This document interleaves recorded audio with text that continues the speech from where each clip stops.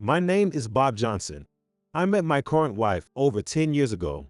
At that time, I had just lost my previous wife. She was incredibly gentle, always smiling, truly a wonderful person. So when I lost her, I became distraught and began going out drinking every night. I would drink excessively and pass out. Those days kept going on. One day, while drinking at a bar, my current wife approached me. Is it fun to drink like that? She asked. Just leave me alone, I said. It doesn't matter, I said. Then she suggested. Since we're strangers, why not talk freely? Until then, I had been carrying the sorrow of losing my former wife all by myself. My current wife said it would be easier to let it all out, and she stayed with me until the morning. So you really loved your wife, huh? She accepted and affirmed everything about me, and I truly felt saved at that moment. Eventually, we began spending weekends together, and I proposed to her, and we became a family. But here's where it starts. My wife had a daughter who was 12 at the time. At first, she was very quiet, almost worryingly so. But then, a severe rebellious phase hit. Our household situation completely changed, and my wife and her daughter began to treat me as if I didn't exist. It became normal not to receive a greeting. When I came home, there was no dinner for me, and no laundry done. Of course, I believe sharing household chores is necessary. But since I had asked my wife to be a stay-at-home mom, I don't think it's unreasonable to expect her to prepare meals or do laundry for me. She insisted that she didn't need to come to middle or high school graduations. When it was time for high school graduation, I said I must go, but I was given a completely different venue. At family milestones I wanted to be part of, I was not there, but I was certainly billed for living expenses and money they wanted to spend freely. Looking back, it was just 10 years of continuously handing money over to the two of them. I guess I still felt indebted because she had helped me during my tough times. However, when her daughter graduated from college and got a job, I decided to separate. There's something I need to talk about. Make it quick, we're busy. Unlike you, Dad, we have a lot going on. Neither of them looked at me. My wife was knitting, and my daughter was busy with her makeup. I'm thinking of moving out. Oh, that's so. Just make sure to leave us the living expenses.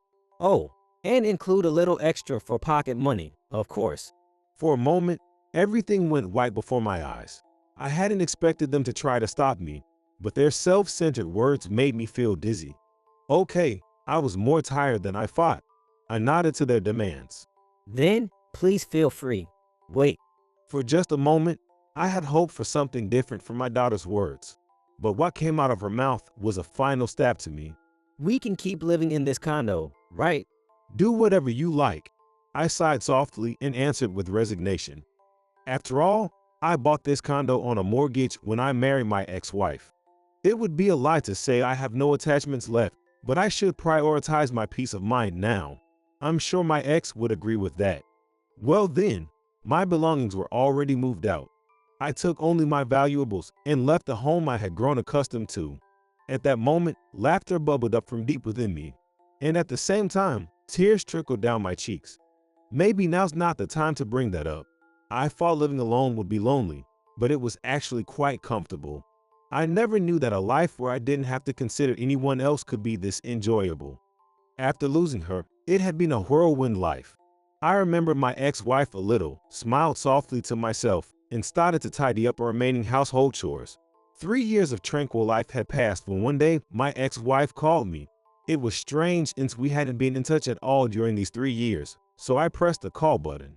Pick up faster. She yelled at me with a shrill voice, and I instinctively pulled the phone away from my ear. I sighed without thinking. What's with that sigh? Listen, our daughter is getting married. What? What kind of response is that? Our lovely daughter is getting married. Sound a bit happier, will you? She was the daughter we lived with, after all. It might sound cold, but nothing resonated in my heart. Yeah, congratulations.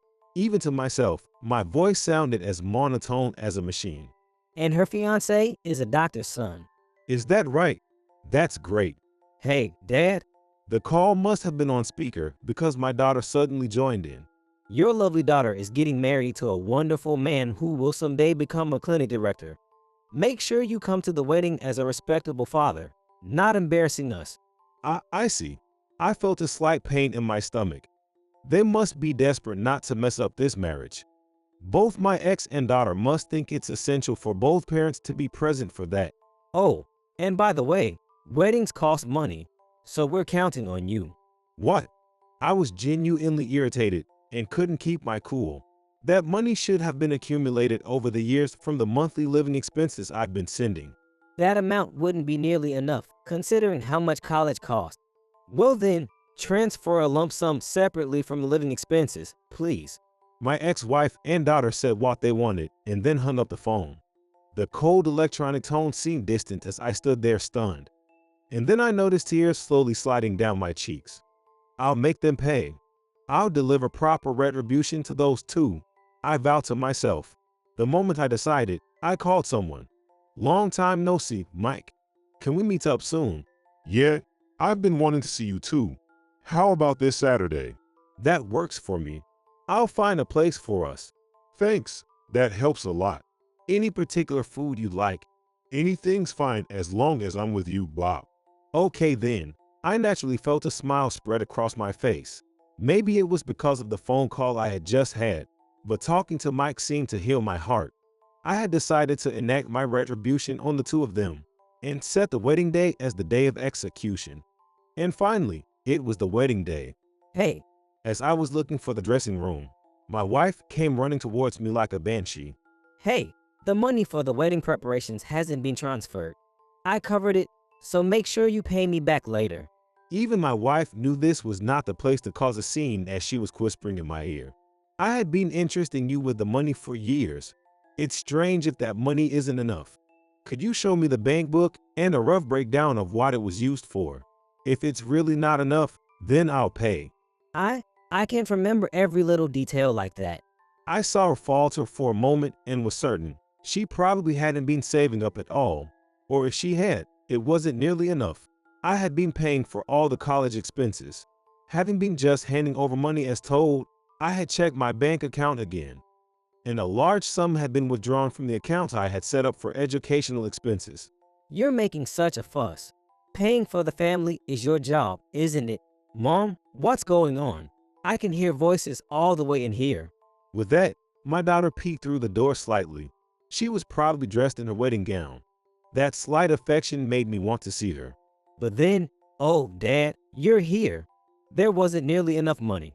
Mom had to take it out of savings, so make sure you pay it back later. As usual, it was all about the money for my daughter. I'm asking Mom to show the bank book, but she refused. I was just saying there won't be any reimbursement for the covered amount then. That's why I'm telling you I can't remember every little expense. Mom paid for the meet the parents money, and even the bridal spa treatments. Dad just left home and has been living carefree, right? You should at least pay the money properly. I clenched my fist tightly and looked down the hall. Not now, I fought, yet my body trembled with anger. Oh, struck a nerve? Did she? Are you shaking now? I took a deep breath and managed a grin. I'll deal with this later. I think they continued to argue, but I left the scene. As I approached the intended room, I noticed Mike signaling to me. That sounded rough. I could hear bits of it from here. Yeah, well, Going in? I think I'll just say a quick hello. How are your father-in-law and mother-in-law? Are they well? Too well, actually. They're attending today even though it's right after a night shift. Seriously? Mike, let me introduce you. This is my dad. He couldn't make it to the greeting or the introduction because of work, but he insisted on being here for the ceremony. As I glanced at my wife, she gave me a stern look as if to say, keep to the script. Really? Thank you for making time today, father-in-law. It's fine. Making time for my precious child is only natural. The bell rang and the groom's priest entered. This was the first time I linked arms with my daughter. However, she did not look at me. The attendees probably thought we were just a normal father and daughter. They gave us a warm round of applause. Are you the new dad? Nice to meet you. What do you like about Mom? Will you come to Dad's day at school? That's how they used to talk to me normally when we first met. She had grown up without knowing her father after her parents divorced when she was young. My wife had told me she idolized the idea of having a dad. But then, it's goodbye. I approached Mike and smoothly let go of my daughter's arm. Without hesitation, I sat down on the groom's side of the church. Naturally, the crowd murmured. A staff member ran over to tell me I was in the wrong seat, but I simply replied, "It's okay." I sent a glance towards my daughter, and she was glaring at me furiously. Thinking to myself how much she resembles her mother, I heard her yell. Dad, what are you doing? That's not your place. However, I stood up and said in a calm voice, "It's the right place. Mike is my son." What? My daughter's voice was incredulous, and my wife quickly stood up. Wait, you mean Mike is your child with your ex-wife? That's right. His grandparents took him in and raised him. The murmuring in the venue grew louder. What? You abandoned your child? No. I glanced at my father-in-law, who had taken in Mike. He nodded vigorously. He took him in so I could live my life to the fullest without my ex-wife. So what? That doesn't give you a reason to sit there. Because Mike is my only child. As I said this, my wife's face turned visibly red, and my daughter had the same expression. Today is my daughter's wedding day. Don't embarrass us, please. The venue became noisy with uneasy movements. People started to stand up and leave. Is that your true nature? Mike, who had been silent until now, spoke up. True nature? No, I mean. My wife was taken aback and silenced herself. He's saying nonsense because of me. My wife hastily put on a smile, covering her mouth with her hand as she laughed. I apologize for keeping silent about meeting Dad. He has always been concerned about me while thinking of you. I cannot marry someone who insults such a kind-hearted man, my own father. Wait, Now it was my daughter who was panicking. Mike, what are you saying? We just got married 2 weeks ago. When I found out you were Dad's daughter, I thought about giving up. But I truly loved you, thought you were wonderful. It was Dad who encouraged me when I was in doubt. Yet, I cannot be with someone who would say such things about him. As Mike said this, he began to play a recording of the conversation I had earlier with my wife and daughter. I was skeptical when Dad told me, but this recording convinced me. All the words mocking me were played for everyone to hear. Soon, exasperated sighs began to be heard around the venue. Naturally, the bride's relatives frowned and displayed their disgust.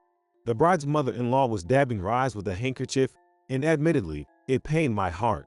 Stop it already. The bride screamed out of control. You all were in cahoots. That's the worst. In cahoots? That sounds terrible. We're just blood-related parent and child, that's all. I was surprised at how cold and calm my voice sounded as I spoke. Unfortunately, let's consider our marriage null and void. At those words, my daughter looked at Mike in shock.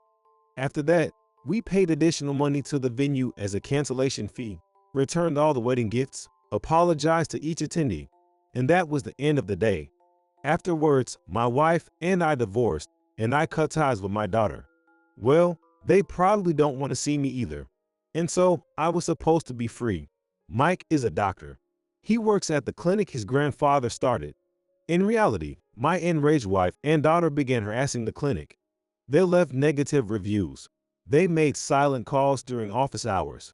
They deliberately came in to complain and create a scene at the reception.